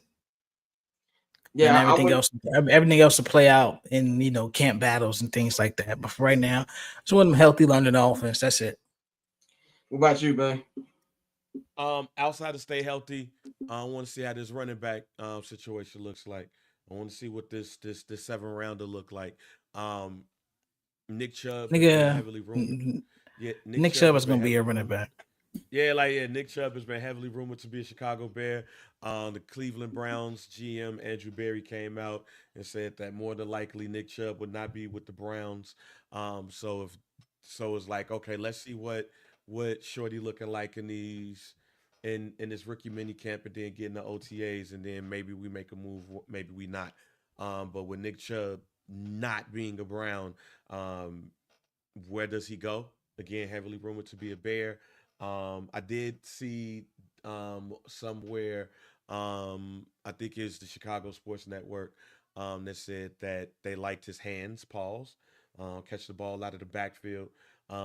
So yeah, if Nick Chubb does come to the Chicago Bears, does it make this running back room crowded? Pace, excuse me. Pose. I'm tripping. Pose. Ryan Pose. It's been too many Ryans, man. Too many Ryans, too many Matts. Too many RPs. But Ryan Pose had already said that Roschon was misused. I think that's coming from the coaching staff again, because if he was misused last year, then he should have said something. So with Roschon, Swift, I'm not about to mispronounce the young Rook's name, and maybe Nick Chubb, somebody's not going to be there next year, ladies and gentlemen. Somebody's not going to be a Bear next season if Nick Chubb comes to the Bears. So interesting to see or somebody's going to be a out for the season because I got a ingrown toenail. Out indefinitely situation. Yeah, one of those out indefinitely type situations. So interesting to see what this running back room look like. Yeah, man. For me, I think health is the number one thing. I think it's just gonna be good to see the guys out there. We're really not gonna learn nothing until camp, but I think health is number one, and what's gonna happen with running back, like you just said. I still don't think. I'm not saying it would surprise me if they sign a running back right away, but I feel like if they do sign a vet running back, it's gonna be mid training camp. Like I really feel like from the way they've been talking, they're gonna give Roschon an actual chance to see if there's anything here, and you were just being coached by idiots. So that's what I think about that. But let's get into the schedule, because next week schedule is dropping in the NFL. They're doing it in a very dumb ass way. Like, did y'all hear about the release schedule, how it's gonna be dropping? No, I didn't. It's not the usual social media, just blitz. No, it's gonna be a little different thing, man. I got it right here. They put out a press release. NFL sent a press release yesterday. I'm looking for it in the email. Here we go. Okay, so the NFL schedule is gonna be dropped in 3 days, on Monday, Tuesday, and Wednesday. So on Monday, on the Today Show, they're going to be announcing all the Sunday Night Football NBC games. Then later on in the day, they're going to be announcing all of the Fox games on Monday. And then to close the night out, they're going to be naming all the Prime Video Thursday night and then Saturday night football games for the season. ESPN on Tuesday, they will be announcing on Good Morning America all the Monday night football games. And then later on in that day, not later on, but the next day, on the final day, they'll be announcing all the CBS games and all of the Netflix Christmas games. And then they are also going to, at 8 p.m. Eastern time, announce the entire schedule for each team. Now, we all know the beat writers, they usually learn about these way in advance. So look out for people like Brad Biggs, usually one who gets all the leaks for the game. So I'll pay attention to Biggs' Twitter page. And I personally will be doing a schedule breakdown live stream on Wednesday. Now, I didn't hit any of the guys up because I don't know I don't want to hear about them working overtime. So it'll just be me I on ain't doing Wednesday. shit. I'll join. All right, well there you go. We got volunteership right here. But I will be doing that on Wednesday. I just think this is a dumb layout. Just give us the games. Like I don't need us to be on the Today Show, Good Morning America. I hope the good internet people leak this for because I don't have to be waking up in the morning. Oh, let me see who's on Good Morning America. I just think it's a dumb thing. But to me, I want to kind of like make this more about the Bears. So I wanted to just go over who the Bears' opponents are for the season first. So at home, obviously they have the three division games against Detroit, Green Bay, Minnesota.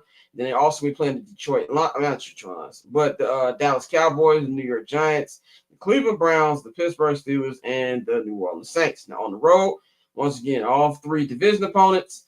And you got the Baltimore Ravens, you got the Las Vegas Raiders, San Francisco 49ers, the Washington Commanders for the third year in a row. For the third year in a row, we going to DC. Like, what's up? What's up? Rubber match time. Yeah, but it's the third year in a row. Then trip to Lincoln Financial Field to play the Super Bowl champion Philadelphia Eagles. And, of course, you've got Joe Burrow and newly paid Jamar Chase and T. Higgins. Hold on. I just got a text right here. Very important, this one. All right. Okay, so this is from a very, very important source. I can't tell you who this is, but this man is very connected with how these schedules being released. He said, just to FYI, the networks won't release the entire schedules on those days, just select games. So Monday, they may announce Black Friday and or Christmas. So the plot thickens. What's going on? Very, very, very, very, very reliable source. And what I mean by very, very reliable source, I'm talking about 99.99.99 reliable source. But I can't tell y'all who that is, but just trust me when I say that. So those are the opponents that we have right here for the season. So it's really a two-part thing I want to do here. One, I want to ask y'all, let's start with this so we're not doing everything one time. Who are the Bears going to open up against? Who's going to be the week one as I look at Colston Loveland and Ben Johnson, both on SportsCenter right now? These are your 2025 Chicago Bears. Get used to it, people. It said Jason Tatum. Well, we talked about Jason Tatum last hour, brother. But I hope to the football gods, the old and the new, in my Game of Thrones voice, that they do not send us to Philadelphia week one. I am begging you. I don't want no smoke.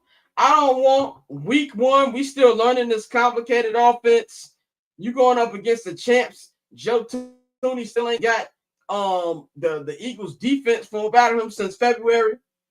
They getting their rings, the banners, national TV. I don't know how Ben Johnson feels about the preseason, so I don't know how rusty they're gonna be. I don't want any parts of that. Take Jaden Daniels and his mama and send them to Philadelphia and give us a rematch in the NFC Championship game. Leave me alone and give me the Cowboys at noon. That's what I want. So I don't realize. I'm gonna say what my prediction is gonna be. I think that my prediction for this will be. I think that they're going to. I just got a bad feeling. I got a bad feeling to be open up against Philadelphia in Philadelphia. That we're gonna get the home opener. I really, really hope I'm wrong. Bang, what's your prediction for the opening game? I don't think it's going to be Philly. I actually wouldn't be surprised if they gave us the Commanders game one. I wouldn't be surprised if that's game one to set up a marquee matchup with Williams versus Daniels. And since it's 3 years in a row, it's the rubber match. We won that first game. They won that shit on some lucky shit last game. So it wouldn't surprise me if it's the Commanders. A national TV, they're 100% going on that. That's not going to be a noon game. So you think like Sunday Night Football? Yep. Sunday Night Football. Okay. There's definitely a Sunday Night Football game. Dante, how you got? Who do you think is going to be the Bears' first opponent? Oh, it's gonna be one or two things. It's either gonna be Baltimore or it's gonna be Detroit. One or two. I think, just like a few years ago when we played Green Bay to kick the season off, I think they started Ben Johnson off in Detroit, and we get that matchup. And then you have the rematch at the end of the season where, like you said, people have had a year to adjust to Ben Johnson's offense. And then if all things go the way you want them to, the Bears are clicking on all cylinders going into that. So I think they're going to open it up against Detroit. Either Detroit or, like I said, Baltimore. Because that's a game that you just get that shit out the way. Like Bears, Baltimore is two big names, but it's not really a matchup that you really need. So I can see that being a week one matchup. Bears Baltimore feels like a Monday night game. Like, I don't know why. It just feels like a random Monday night game in November. To me, the one that makes the most sense, I'm with you, Dante. I think that one will make the most sense. Similar to Detroit, that kind of feel like but like the road game. I don't think that it wouldn't be in Chicago. I think it would be Ben Johnson going to Detroit. Yeah, Detroit. Detroit. When's the last time the Bears have had like a non-Thursday night football home, primetime game? I'm trying to remember. What was the last time? Yeah, like at night. That wasn't a Thursday night game. Because that Green Bay game was in Green Bay. So it's been a while. Yeah, it's been a minute. But so my next question is primetime games. Said versus Detroit on Monday Night Football is my guess. So I think everybody thinks it's going to be Detroit. So my next question. Except for me, I got Commanders still. You got Commanders. I've got Philadelphia. I want to be wrong more than anything. I would definitely prefer Commanders or Detroit. Thank you, that guy 44. It's been 6 years since the Bears have had a home primetime game that was not Thursday Night Football. That is an insane stat. So it was 2018. So that was the 2018 season. That sounds about right. Honestly, it sounds about right. I think it was the Rams game on Sunday Night Football at the crib. That sounds about right. Because every time we on Sunday Night Football, Monday Night Football, we always on the road. No, it was Vikings Monday Night Football 2021 Monday Night Football. Okay, thank you, Joseph, in the chat. Okay, I don't even remember that game. That just it's been a minute. I know we probably lost. But so my next question: how many primetime games, and which ones do you all think it will be? I'm gonna go first. I think we're gonna get 6. We had 5 last year. I think they're gonna really milk the hell out of this Ben Johnson year 2 Caleb thing. I think here's the 6 that I think will be. I think that the Washington game will be a primetime game. I think that the Ravens game will be a primetime game. I think Detroit will be a primetime game. And I think you're gonna get Minnesota. I think you're gonna get a Minnesota one, and then of course, obviously a Packer one. But I think that Packer one is definitely going to be in Green Bay because it's always a fucking Green Bay. And here's my last one, and this one's contingent on Aaron Rodgers signing with the Steelers. If Aaron Rodgers signs with the Steelers, you might as well book Sunday Night Football. Aaron Rodgers returning it to Soldier Field. That's 1,000,000% gonna happen. So that's gonna be my 6 right there. Bang. How many and which games?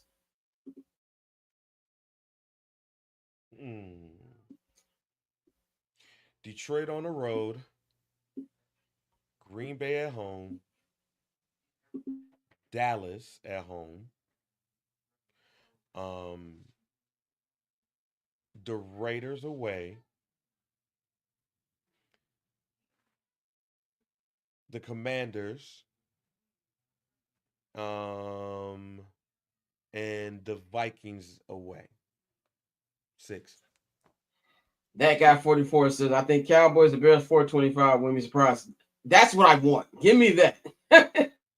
Give me Dak Prescott on the lakefront in the afternoon on week 1. Dante, how many postseason games? Not postseason, but primetime games, and who will be the teams? You're on mute, brother. You lucky I can't get to the fine button quickly. Five with a possible. I could see them getting six. I think I agree. My possible is if Aaron Rodgers signs with the Steelers, you'll see that as one of them. I think you get Green Bay, you get Detroit, um, you get Philly, you get the Commanders again, and then my last one, I think you get San Francisco. You're gonna get Ben Johnson versus Shanahan. So I think those are the six you get. They really gonna hype up this Ben Johnson and LaFleur thing all year. Cause I really feel like LaFleur don't really fuck with that nigga like that. Like I feel like LaFleur took some offense to what Ben Johnson said. Which by the way, I like it. I like it.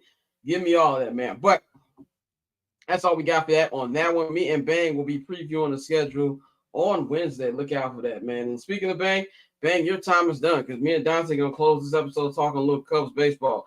Is there anything you want to say to the people before we get you up out of here? Hey man, Backlash is tomorrow night.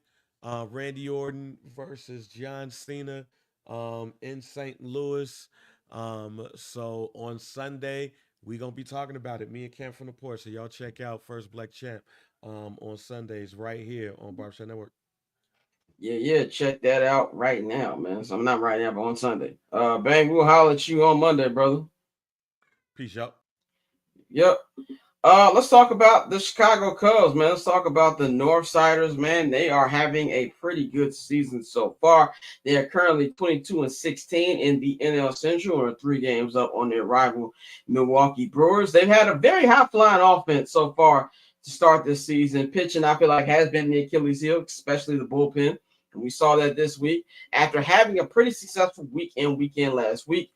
This has not been a good week for the guys at Wrigley's. They lost 2 out of 3 to the San Francisco Giants at Wrigley as they get ready for a road series against Juan Soto and the New York Mets. Dante, man, I know y'all been talking about this on High and Outside. By the way, episode 5 is on all of your podcast platforms right now. Shout out to y'all whole crew going on. What's just even your thought about the Cubs? How they've been, and this just difficult week they've had this week? I mean, it's always going to be ups and downs. I mean, you start to, get shots to your pitching staff, with Shada, and already, like we talked about, with Steele being out. It's one of those things where they may have to, speed up and make that move for another starter, sooner than they wanted to, just for the sake of staying ahead and building a bigger lead in that division. That's a very winnable division. I think this is one of the few divisions in baseball where you could get ahead in this division and really bury everybody else. So I think the Cubs, they have the offense. They can do it. They can score with anybody. We've seen them put up some crazy numbers this year. Cal Tucker, at this point, they need to do everything outside of handing him a blank check. But just locking that in. But while you still got him, go take a shot. Look at Sandy Alcantara. Look at Framber Valdez. There's some guys out there that are going to be available. And I think if you're the Cubs, with the success you've had this early, it's a situation where whatever move that needs to be made, you go make it. Like you spent a little money, but you have plenty of wiggle room and enough to work with. So I think it's a situation where you got to look at everything, as a whole. You paid the money for Craig Counsell. PCA is playing like a superstar. Finally, the guy that you traded for, he's playing. He looks like every bit of that player.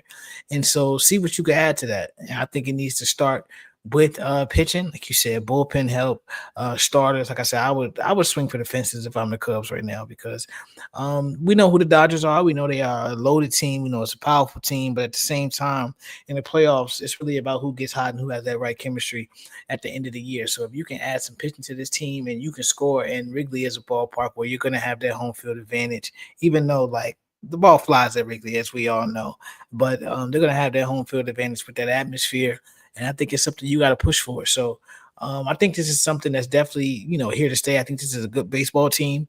And just don't fall back on the whole, we got prospects coming. I know they called up a top pitching prospect, but let's not fall back on that. Let's go make some moves and actually try to win this thing. I think if they have an opportunity to at least be extremely competitive. Now, as the one thing we see with the Cubs, really every team in Chicago, damn near, you say that they should, go for it. Question is, will they? Like, I really feel that Jed Hoyer is the general manager that's hard to grade because he can only do what the Ricketts allow him to do. And I feel like the Cubs won that World Series, and the Ricketts like, all right, I ain't got it. I ain't got it no more. We talked about the Kyle Tucker thing, which at this point, and I said this on Twitter a couple of days ago, I'm the furthest thing from a Cubs fan, but I think just for the sanctity and the sanity of Chicago sports, we need Kyle Tucker to stay in this city. I mean, he has been out there just delivering and being a real force in the lineup, not just with, home runs, but just hitting all over the field. And I feel like that has made the game easier for Pete Crow Armstrong, for Dansby Swanson. You got to give up Ian Happ, who's still there, still making, still producing. The offense is good, and I think the offense is gonna get better as the weather gets warmer. So it's all about pitching, all about bullpenning. So my question to you is, what's your faith level? What should Cubs fans' faith level be in Jed Hoyer actually bringing in some arms when we get closer to the deadline? 4 out of 10. I think they still got a lot to prove as a front office. You've made some moves, you've taken some chances, but you've never taken the big swing. And I think this is a situation where it's time for them to take that big swing. So I think right now, 4 out of 10. I wouldn't have extremely high hopes, but I think that my hope would be that they see, hey, okay, this team, we can actually win some things and make some noise, do some damage. So let's go out here and add to it. Yeah, and I'm with you on that one. And I also feel like, too, when it comes to the Kyle Tucker thing, he's going to ask. I think the conversation starts at 450. I think that's where it starts. I think he's going to end up getting around 550, 575-ish. We've never seen the Cubs play a player like that. At this point, it kind of feels like you don't have a choice, right? Like, what would be the reception from the fan base? We know how Cubs fans get. If the Cubs go out there, they have this great season, they win a division, and get to October baseball, which they haven't been in a couple of years. Let's say they do something like win around, and you find yourself in the NLDS, and then you let this dude walk. What are you telling the fans? That like to me, that's just a very, very poor message to give. Now, obviously, I don't think the Rickies give a shit, but what if you're the Rickies, do you kind of feel like Rickies have no choice in this situation, or you feel like it's just inevitable that Kyle Tucker is going to be wearing another jersey next year? No, I think they've kind of forced their own hand, but the statements you've made, unless you really want to cause the backlash of Cub fans being pissed off and actually, having a true, real gripe. You said we want to keep Kyle, we want to be competitive, we want to compete for a World Series. You didn't go after Shohei. And more and more books are being made public. We see what these teams are making. We see what they're bringing in. So it's like you can't really play in people's faces anymore and say, "Oh, but we just couldn't spin." That's bullshit. And the Ricketts are one ownership group that everybody knows they have the money. Like Wrigley Field has been done for a few years now. You're not building anything else. Like, what are we doing here? You bought all of the apartment buildings surrounding the stadium. Like, you have revenue on top of revenue. I understand. We talk about the marquee network struggling, but even still, you have money on top of money. So let's not play these games. Put some of it into a team. I'm not one of those people that want to see somebody do like Cohen, who puts all of his revenue into his team, because the Ricketts, they don't have the same, nest egg that Cohen has. He has tech money. His money is the finance bros, one thing they'll tell you, their money is a little different. So, I mean, that's a situation where he can literally take it and take all of the money and invest it back in. Even if the Ricketts don't want to take all of the money, you can still start to break some of that off and put it back into your ball club, and you're gonna reap the benefits because, as we know, Cub fans are going to spend money. They're going to show up. You're just going to give them a reason to. So I think this is one of those moments where they really have to, if you're the Ricketts, you have to loosen up those purse strings and let Jed spend the money. Let's move to the South Side. Unfortunately, the White Sox are 10-28, already 15 games out of first place, while the rest of the division is doing damn good. The Tigers, Guardians, and the Royals all have 20-plus wins, and the Twins aren't that far off from it. What can I? So, my first question for you is this year's Colorado Rocky team worse than last year's Chicago White Sox? I feel like me and Mikey had a little debate about that in the group chat. Do you think that team is worse than the Sox already? I mean, until you cross that finish line, and I know it's tough to say this about being fucking terrible. This is like the Detroit Lions saying that. Well, until you lose every game in the season, Yeah. you can't fuck with us. But it's really one of those things. Like until you actually cross that threshold, I can't call nobody that bad because that team's fucking horrible.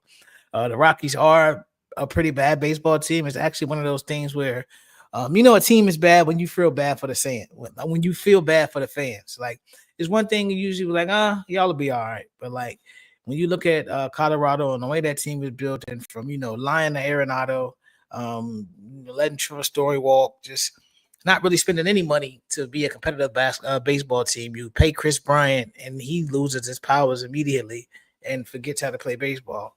It's tough up there. So I don't want to say worse than the White Sox. The White Sox, I mean, while we playing, they can go on a quick losing streak and be right back on the same pace they were last season. So it is that bad. So I mean, I won't say it yet, but it's trending that direction because that's a horrible ball club. Back-to-back Huff champions. With the White Sox, man, I think like the hardest thing, man. I know, like, look, man, I am not a practicing White Sox fan right now. I can't wait for the day that they give me something to root for. But it just feels like this is like despair that I haven't seen from a franchise in such a long time. As much as the Bulls play in our face, and trust and believe they're gonna play in our face again on Monday and play in our face again all this summer. But the White Sox are just like a different brand of ass. And me and Mikey were having a conversation about like when can fans get excited about something. I said at the absolute earliest, and I might even be nice here, is 5 years, 2030, because you still got to offload Luis Robert. I don't know what he gives you. Now, maybe there's some franchises out there that think that there's still a lot of talent in this kid, and he just with a shit franchise, we can fix him. And then he goes out and becomes the guy that Sox fans all hope he became. Whatever. My low faith is because you hired the guy who ruined the last rebuild, which is, in my opinion, the worst rebuild in the history of sports. And the only rebuild that comes close is the process Sixers. But at least they got an MVP out of it. At least they went to the second damn round, which is some White Sox didn't even win 2 games in a series. But for them, for White Sox fans, you got to hope that the Ishibas take advantage of the team and take control. Now, the way they're going to take control, I will not say on this show because we are not behind the Patreon wall. But what advice have been like? And you, here's the question: have you watched any White Sox games this year? Yeah, I've seen a few. So, what's your advice to White Sox fans to get through the season? I mean, I hate to say it because it sounds like a broken record at this point, but put your attention on the Winston-Salem Dash, the Charlotte Knights, like the Major League Ball Club. It's not too many guys up there. Some of the pitching has shown flashes. We do got some nice young starting pitching, but until they start bringing more of the bats up, Kyle Teal, guys like that, Colson Montgomery had to go back down to Arizona to recalibrate his swing, which is alarming because we've been waiting for him for a couple of years now. So like this was supposed to be the year where he comes out and really breaks through, but that just hasn't happened. So being honest, you got to keep hoping that the Ishbia brothers continue to push for control of the team. Like if it gets to a point where, they can convince Jerry like, hey, bro, you got the Bulls. You just got your project approved to, renovate around the United Center. Here's some bread to help you with that. Give us this baseball team. I think that would be dope. And, hopefully the HBR brothers keep the team on the South Side and, really build a winner. Because I think that's one thing we've seen. They get criticized for everything with the Suns. I mean, they swung for the fences. They just missed. I would gladly take a team that swings for the fences as opposed to a team that's just playing like shit and is, lost that seed with no actual direction. So, I mean, if you can actually get the HBR brothers in there and get the team, that's really your best bet. It's a lot of hoping, that's all you got. Because, I mean, we've seen with Getz, the drafting ain't it. The prospect development is tough. So, I mean, I'm really just hoping the HBR brothers continue to push for the team. All you can do, man. Last thing, you guys dropped the new episode of High and Outside. What can the people expect on this week's edition of the show? Yeah, real good episode, bro. We talked about the AL West a little bit. You know, the Mariners doing their little fluky shit they do at the beginning of the year every season. Just checking in on them, seeing if it's legit, if there's any moves they need to make. The Texas Rangers just hired Brett Boone, and then you know you gotta love baseball nepotism. Shout out to the Boone family. He got the job because he was at an event. He was at a game, and he ran into Chris Young. You know, he used to play with Chris Young, and Chris Young is the general manager or VP or something for the Rangers. Talked to him. He said, "Hey, tell my boy Bochy I said what's up." Bochy said, "Oh yeah, tell him we got a job if he want it." And now he's the hitting coach. So you know you gotta love shit like that. We talked about Gotta that. love nepotism and gotta love being white. Yeah, and just different, you know, different trade scenarios. People we think could be on the move. We talked about Sandy, talked about Luis Alvarez, talked about Framber Valdez. So it's a good episode. Definitely get in tune with that. You know, it's funny you brought up Kyle Teal. I was watching, I don't know if you've watched the Clubhouse on Netflix, which is a year with the Boston Red Sox, where they covered last year's season. It's like documentary style. Real good if you like sports documentary. And Kyle Teal, who was a Red Sox prospect, him and a couple of Red Sox prospects, they were like getting hyped, man. It's gonna be amazing when we go out there and we play at Fenway for the first time. Well, nigga, that's not gonna happen. Hey, welcome to the damn. You're gonna enjoy the 35th and the damn Ryan. Right. Nigga. You're gonna debut in a half-empty U.S. Sailor field. I feel bad for you, but yeah, check that out. High and Outside episode 5 drops every Friday on the network, man. So check out the new episode, man. Getting ready for 2 NBA playoff games tonight. Cavs, Pacers game 3. I just saw on Sports Center that Evan Mobley, DeAndre Hunter, and Darius Garland are participating in shoot round. I don't know if that means they're gonna play, but either way, that's gonna happen. You got Denver back at home in a 1-1 tie against the Oklahoma City Thunder. I've got Pacers and I've got Nuggets tonight. That's what I've got. I think it'll be 3-0 Pacers, and I think the Nuggets gonna take a 2-1 lead, man. So that's all we got for y'all. You can follow me at Barber Chair Scout on all social media platforms.